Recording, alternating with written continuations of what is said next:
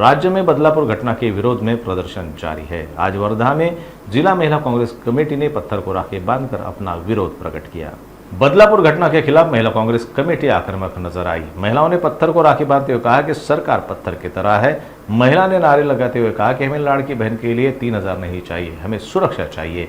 वर्धा के बजाज चौक पर महिलाओं ने थाली बजाकर विरोध प्रदर्शन किया। प्रदर्शनकारियों की मांग है कि बदलापुर मामले के आरोपियों को जल्द से जल्द सजा दी जाए।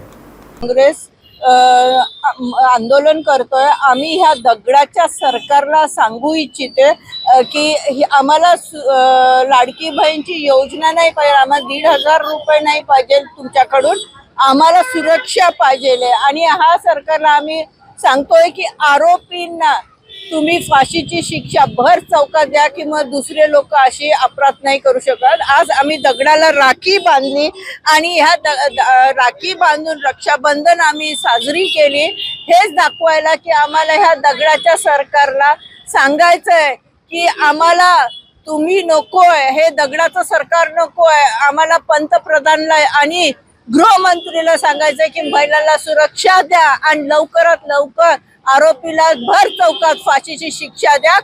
दुसरा अजूनपर्यंत असं कुणी अपराध नाही करू शकणार।